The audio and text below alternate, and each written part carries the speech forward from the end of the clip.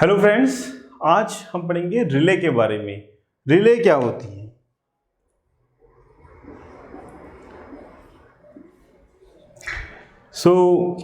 जो हमारा development board है, यहाँ पे आप इस रिले को देख रहे हैं, राइट।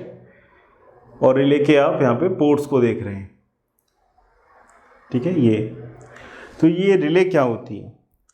तो रिले बेसिकली जैसे स्विच होता है, जिससे हम बल्ब को ऑन या ऑफ करते हैं, उसी प्रकार से ये रिले होती है। इसका जो एडवांटेज है वो ये है कि इससे आप चीज़ों को ऑटोमेट कर सकते हो। फॉर एग्ज़ाम्पल, अगर आपका कोई बॉयलर है, उसमें आपने टेम्परेचर सेट किया हुआ है 30 डिग्री सेल्सियस, इसका रिक्वायर्ड टेम्परेचर है। अगर टेम्परेचर इसके बियॉन्ड जाता है तो आपको हीटर को ऑफ़ करना है। तो आप उस हीटर को ऑफ़ करने के लिए आप हमेशा हैंड का यूज़ नहीं कर सकते, या फिर आप चाहते हैं कि वो जो है ऑटोमेटिक हो प्रोसेस, तो आप रिले को यूज़ करेंगे।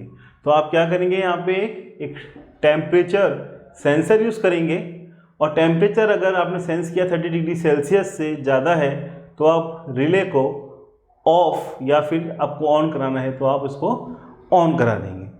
सेकेंड एग्जांपल में लेता हूँ कि आपने बनाया है स्ट्रीट लाइट कंट्रोलर प्रोजेक्ट बनाया है। उसमें आप ये चाहते हैं कि जब सनलाइट जो है वो कम हो जाती है, मतलब शाम के वक्त, इवनिंग के वक्त आप चाहते हैं कि स्ट्रीट लाइट ऑन हो जानी चाहिए, और डे टाइम में जब मॉर्निंग में जब सनलाइट काफ़ी हो गई है और आपको स्ट्रीट लाइट की ज़रूरत नहीं है, तब आप चाहते हैं कि स्ट्रीट लाइट ऑफ हो जाए। तो आपने मान लीजिए लाइट सेंसर से आपने ल्यूमन जो है वो सेट कर दिया, 1000 ल्यूमन सेट कर दिया फॉर एग्जांपल, कि 1000 ल्यूमन से अगर ज़्यादा हो तो आपको लाइट को ऑफ कर देना है, अदरवाइज लाइट को आपको ऑन कर देना है। तो ये वर्क कौन करेगा? ये रिले वर्क करेगी। अब नेक्स्ट हम समझते हैं कि रिले में कौन कौन से टर्मिनल्स है और उसके फंक्शनल क्या क्या है। सो फ्रेंड्स, रिले जो होती है उसमें मेनली 5 टर्मिनल्स होते हैं जो सिंपल रिले होती है, और कुछ कॉम्प्लेक्स रिले होती है जिसमें और ज़्यादा फंक्शंस होते हैं और ज़्यादा पिंस होती है। उसमें 7 पिंस भी होती है, 10 पिंस भी होती है। और यहाँ पे हम एक सिंपल रिले का एग्जांपल लेंगे। तो जो सिंपल रिले को आप इस प्रकार से बैक साइड से आप देखते हो, तो यहाँ पे एक पॉइंट होगा, 2 पॉइंट यहाँ पे होंगे और 2 पॉइंट्स आपके यहाँ पर होंगे, ठीक है। तो ये जो पॉइंट है इसको हम बोलते हैं कॉमन। एक इनमें से एक पॉइंट होता है NO, और एक इसमें जो पॉइंट होता है वो होता है NC, ठीक है। एक होता है NO और एक होता है NC, एक होता है कॉमन। और ये जो पॉइंट्स है ये हम इसको बोलते हैं C1 और C2, ठीक है। अब इसमें होता क्या है? अब ये जो C1 और C2 है बेसिकली एक कॉइल है जो रिले के अंदर ही है, और इस C1 और C2 को आपको एक्साइट करना होता है। इसमें होता क्या है, सबसे पहले समझते हैं इसमें कि C का क्या मतलब होता है। C का मतलब होता है कॉमन, ठीक है, या फिर कनेक्टेड जो पॉइंट है वो, कॉमन जो पॉइंट है वो। NO का फुल फॉर्म क्या है? NO का फुल फॉर्म है नॉर्मली ओपन, ठीक है। और यहां पे NC, इसका मतलब क्या है? नॉर्मली कनेक्टेड, नॉर्मली कनेक्टेड, ठीक है। अब देखो होता क्या है कि जैसे नाम से मालूम पड़ रहा है नॉर्मली कनेक्टेड, मतलब कि ये जो पॉइंट होता है C और NC वो कनेक्टेड रहता है। ध्यान से समझना, ये जो है कनेक्टेड रहता है। अगर आप एक मल्टीमीटर लेते हो और उसमें कंटिन्यूटी पे उसको सेट करते हो, तो कंटिन्यूटी का अगर एक एंड आप C पे रखोगे और एक एंड आप NC पे रखोगे तो आपको साउंड आएगी, ठीक है। मतलब कि वो दोनों पॉइंट आपके कनेक्टेड हैं। अब ये जो पॉइंट है नॉर्मली ओपन, इसका मतलब क्या है कि नॉर्मल कंडीशन में, नॉर्मल कंडीशन मतलब जब आपने C1 और C2 को एक्साइट नहीं किया है, इसमें करंट नहीं दिया है, तो ये और ये पॉइंट है आपस में कनेक्ट नहीं है। कंटिन्यूटी से टेस्ट करने में इसमें कोई आवाज़ नहीं आएगी। अब अगर आप इस C1 और C2 को आप करंट प्रोवाइड करते हैं और करंट मान लीजिए जो इसको करंट चाहिए, फॉर एग्जांपल इसको 300 मिली एम्पियर पे ही ये सिस्टम आपका ऑन हो पाता है, ठीक है। तो आप देखेंगे कि जो C और NC है वो डिस्कनेक्ट हो जाएंगे जब इसमें करंट आएगी, और C और NO जो है वो आपस में कनेक्ट हो जाएंगे, ठीक है। अब अगर आपने करंट को हटा लिया, मतलब करंट आपने वहाँ से देना बंद कर दिया, तो वापस जो नॉर्मल कंडीशंस है उस पर हम आ जाएंगे, ठीक है। तो यहाँ पे हमारा जो टेक अवे है वो ये है कि इसमें 5 टर्मिनल्स है। C1 C2 एक कॉइल है जिसमें आप करंट से एक्साइट करते हैं, कभी इसको एक्साइट नहीं करते हैं, और यहाँ पे 3 टर्मिनल्स है कॉमन, नॉर्मली कनेक्टेड और नॉर्मली ओपन। जब आप इसको एक्साइट नहीं करेंगे तो C और NC कनेक्टेड होंगे as the name suggest also, और अगर आप इसको करंट दे के एक्साइट करते हैं तो C और NC कनेक्ट नहीं होंगे, और बल्कि C और NO जो है वो कनेक्ट हो जाएंगे, ठीक है। तो यह इसकी प्रॉपर्टी है इस प्रकार से। अब हम जानेंगे कि इस प्रॉपर्टी को हमें कैसे यूज़ करना है, कि कोई बल्ब को ऑन करना है या फिर कोई हीटर को ऑन करना है या ऑफ करना है, तो उसको कैसे कर सकते हैं। अब देखो बच्चों, हमको एक बल्ब को ऑन ऑफ करना है तो उसका सर्किट क्या होगा जानते हैं। तो यहाँ पे देखो, ये एक हमने ले लिया है बल्ब, हम लोगों ने यहाँ पे बल्ब ले लिया है जिसके 2 पॉइंट्स हैं, ठीक है। और यहाँ पे आप देख पा रहे हो, यहाँ पे जो 2 पॉइंट है आपके वो है लाइन और न्यूट्रल के, ठीक है। नॉर्मल जो स्विच होता है हमारा, उसमें क्या होता है, उसमें क्या होता है कि हम क्या करते हैं कि न्यूट्रल को तो हमने कनेक्ट कर देते हैं इस पॉइंट से, ठीक है, और यहाँ पे हम एक स्विच लगा देते हैं, ठीक है, और लाइन को हम एक पॉइंट पे देते हैं, दूसरा पॉइंट जो होता है हम यहाँ पे देते हैं, ठीक है। जब ये ऑफ है तो सर्किट कंप्लीट नहीं होता है और बल्ब आपका ऑफ रहता है। अगर आपने इस स्विच को प्रेस करते हैं और ये दोनों पॉइंट जो है आपके कनेक्टेड हो जाते हैं तो सर्किट कंप्लीट हो जाता है, और यहाँ पे 230 वोल्ट AC मिल जाती है और ये बल्ब आपका ऑन हो जाता है। क्लियर है बात। नाउ हम चाहते हैं कि ये हैंड से हमको स्विच करना है, वो नहीं चाहते हैं। अब हम इसकी जगह रिले लगाना चाहते हैं। क्या लगाना चाहते हैं? रिले लगाना चाहते हैं। तो सिंपल हम क्या करेंगे, ये जो रिले है इसके जो टर्मिनल है, एक C बताया था मैंने, एक आपको NC बताया था और एक मैंने आपको NO बताया था, ठीक है। अब मैं क्या करूँगा कि इस लाइन को तो मैं दे दिया मैंने C वाले पॉइंट पे, ठीक है, और जो नॉर्मली ओपन वाला जो पॉइंट है वो मैंने यहाँ पे दे दिया, ठीक है। अब ये मेरे कॉइल्स हैं जिसका नाम है C1 और C2। अब मैं कंट्रोलर से इसको सिग्नल देने वाला हूँ। अब जब मैंने न्यूट्रल तो इसको मिल ही गया, अब लाइन की ये वेट कर रहा था, लाइन वोल्टेज की, ठीक है। अब मैंने क्या किया कि जब रिले को ऑन नहीं किया हुआ है तो यहाँ पे सर्किट पूरा नहीं हो रहा है, क्योंकि C और NO आपस में कनेक्ट नहीं है, क्योंकि C1 और C2 में मैंने करंट नहीं दी है। द मोमेंट मैं C1 और C2 को एक्साइट करता हूँ, C और NO आपस में कनेक्टेड हो जाते हैं, ठीक है।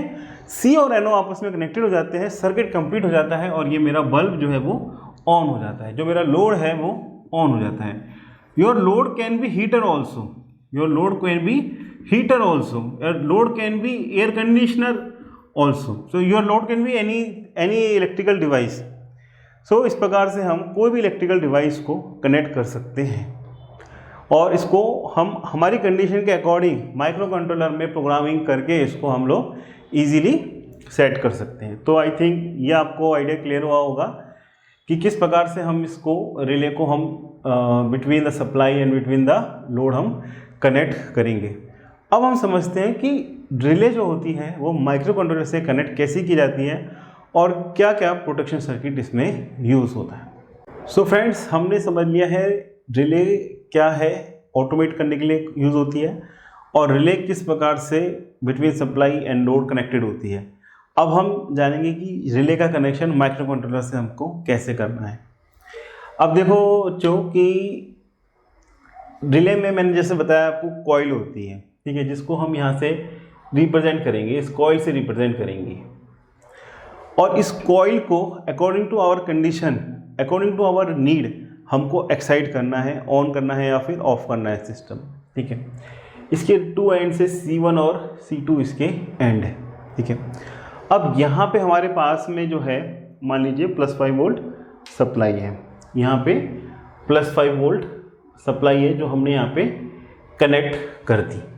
ठीक है, अगर मैं इस C2 को ग्राउंड से कनेक्ट कर दूंगा तो क्या होगा भाई, इसको हमेशा करंट मिल जाएगी, हमेशा एक्साइट होगा। तो मैं ये नहीं चाहता, मुझको कंट्रोलर से कनेक्ट करना है, इसको डायरेक्ट मुझको ग्राउंड से कनेक्ट नहीं करना है। ठीक है, तो मैं यहाँ पे क्या करने वाला हूँ, यहाँ पे एक मैं ट्रांजिस्टर लगाऊंगा, ट्रांजिस्टर जैसे कि BC547 मैंने लगाया। अच्छा, BC54 ट्रांजिस्टर मैंने लगाया, इसमें ये कलेक्टर है, बेस है और ये हमारा एमीटर है। अब एमीटर से मैंने यहाँ पे इसको ग्राउंड को कनेक्ट किया, ये मैंने ग्राउंड को कनेक्ट किया। बट दोस्तों अगर मैं ग्राउंड को इस प्रकार से कनेक्ट करता हूँ ना, तो क्या प्रॉब्लम आएगी इसमें कि जो करंट है इसमें बहुत ज़्यादा जा सकती है इस कॉइल में, मतलब ओवर करंट होके भी ये कॉइल भी ख़राब हो सकती है।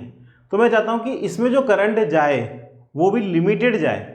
तो इसलिए मैं क्या करूँगा, इसको सीधा ग्राउंड से नहीं करूँगा, यहाँ पे मैं फॉर एग्जांपल 10 ओम की रेजिस्टेंस लगा के इसको ग्राउंड करूँगा, जिससे कि जो करंट है वो हम लिमिट कर पा रहे होंगे। ठीक है, अब ये ट्रांजिस्टर मैंने क्यों यूज़ किया है वो मैं आपको बताऊंगा।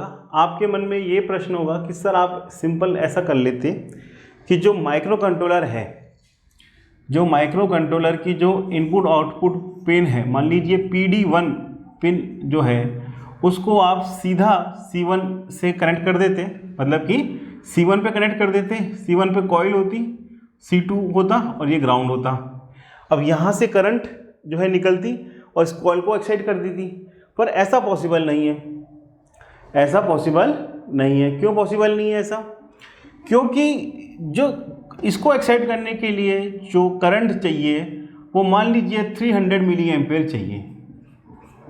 ठीक है, बट आपका जो कंट्रोलर है इसके इनपुट आउटपुट की जो पिन है इसमें लिमिटेशन है कि भाई इससे 50 मिली एम्पेयर से ज़्यादा इससे करंट निकल ही नहीं सकती, तो ये इस लोड को, इस कॉइल को ड्राइव ही नहीं कर पाएगा। तो इसलिए आपको क्या करना है, ये आपकी 50 मिली एम्पेयर की मैक्सिमम लिमिट है मान लीजिए, तो यहाँ से आप कनेक्ट करेंगे इसके बेस को थ्रू एक रजिस्टर 1 के। अब यहाँ पे हो सकता है 10 मिली एम्पेयर करंट जा रही हो सकता है 5 मिली एम्पेयर करंट जा रही हो, पर यहाँ पे इस ट्रांजिस्टर की हेल्प से जो कि करंट को एम्पलीफाई करता है, यहाँ पे हम 300 मिली एम्पेयर करंट ले सकते हैं। ठीक है, अब सिंपल आपको करना क्या है, आपको दो लॉजिक बताता हूँ, +5 वोल्ट और ग्राउंड। भाई कंट्रोलर में तो दो ही लॉजिक होते हैं ना, +5 वोल्ट और ग्राउंड। जब मैंने इसको ग्राउंड किया तो यहाँ से कोई भी करंट जो है नहीं फ्लो हुई और ये रिले भी आपकी ऑन नहीं हुई, ये सर्किट आपका ब्रेक हो गया, क्योंकि ट्रांजिस्टर एक डोर की तरह काम करता है। अब डोर आपने बंद कर रखा है क्योंकि आपने यहाँ से जो करंट है वो है ही नहीं यहाँ पे।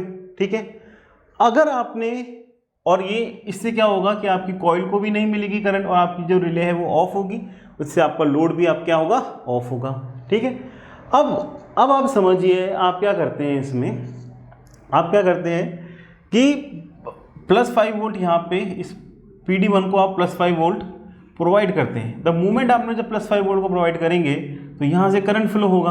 अब इस करंट से फ्लो होने से यहाँ पे करंट आ जाएगा और ये जो 300 मिली एम्पेयर या 400 मिली एम्पेयर जो कॉइल को चाहिए था वो यहाँ पे इसको मिल जाएगा और यहाँ से ये आपकी जो कॉइल है वो एक्साइट हो जाएगी और आपका जो रिले है वो ऑन हो जाएगा। ठीक है, तो ये हमने क्या समझ लिया कि कंट्रोलर को इससे कनेक्ट कैसे करना है, ये समझ लिया, कोई डाउट इसमें?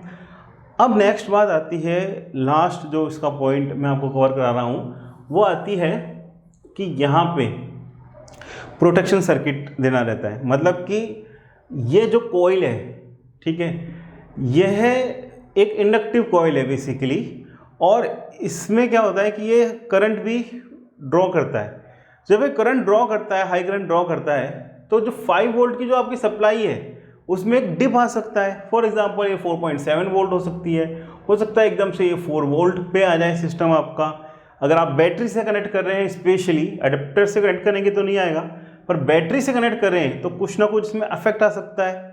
तो जो वोल्टेज का जो ड्रॉप ना हो 5 वोल्ट से 4.7 वोल्ट, मान लीजिए 1 सेकेंड के लिए भी होता है, तो आपकी पूरी जो डिवाइस है वो हैंग भी कर सकती है और अननेसेसरी कोई इनपुट आउटपुट पोर्ट जो है रॉन्गली मिस फंक्शन माल फंक्शन करना स्टार्ट कर देगी। ठीक है, तो उसके लिए आपको यहाँ पे एक बफर देना है, कैपेसिटर देना है, जो आप इस कॉइल के पैरेलल में इस प्रकार से आप कनेक्ट करेंगे।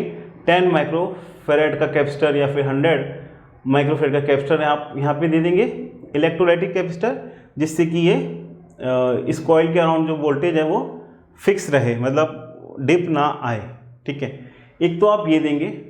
और अगेन जो नेक्स्ट पॉइंट है वो है कि इंडक्टिव है तो उसमें ईएमएफ जनरेट होता है, बैक ईएमएफ जनरेट होता है, मतलब कि जो सप्लाई है वो वापस 5 वोल्ट पे जा रही होगी। ठीक है, तो जिससे कि ये सिस्टम में डैमेज हो सकता है। तो जो करंट है उसकी डायरेक्शन कांस्टेंट ही रहे, इस तरफ वापस इसमें फ्लो ना हो, तो इसलिए यहाँ पे एक डायोड जिसका नाम जैसे 1N4007 हम लोग लगाते हैं जनरली, तो वो हम यहाँ पे फिक्स करेंगे, ये आपको ध्यान रखना है। अब इसकी डायरेक्शन देख लो आप, इस डायोड को आपको इस तरफ लगाना है, इसका नेगेटिव +5 वोल्ट की तरफ से कनेक्ट करना है। अगर आपने उल्टा कर दिया, इसको डायोड को इस तरफ कर दिया, तो क्या होगा, ये हमेशा करंट इससे फ्लो होगी, कभी कॉइल से तो फ्लो होगी नहीं, क्योंकि उसको इजी पाथ मिल जाएगा इस डायरेक्शन में। ठीक है, ये जो डायोड लगाया जाता है प्रोटेक्शन डायोड लगाया जाता है कि अगर रिवर्स करंट फ्लो होता है तो इसको हम प्रोटेक्ट कर सके हमारे इस रिले को और पूरे सर्किट को। तो आपको ये diode as a protection diode भी आपको लगाना है और as a voltage buffer as a capacitor आपको ऐड करना है। ठीक है, तो आई थिंक हम लोग very much we are clear कि हम लोग रिले की बात कर रहे हैं, रिले की कौन कौन सी पिन्स होती है, रिले को किस प्रकार से कंट्रोलर से कनेक्ट किया जाता है, और साथ में रिले की जो प्रोटेक्शन सर्किट क्या क्या है। सो फ्रेंड्स, इस वीडियो को आपको समझ में आया होगा। अगर इसके अलावा अगर आपको कुछ डाउट है, कुछ पूछना चाहते हैं, कुछ कॉन्सेप्ट आपके क्लियर नहीं हुए, तो हमारे जो व्हाट्सएप या जो ईमेल ग्रुप है सपोर्ट ग्रुप, उसमें आप इसको पूछ सकते हैं। थैंक्स।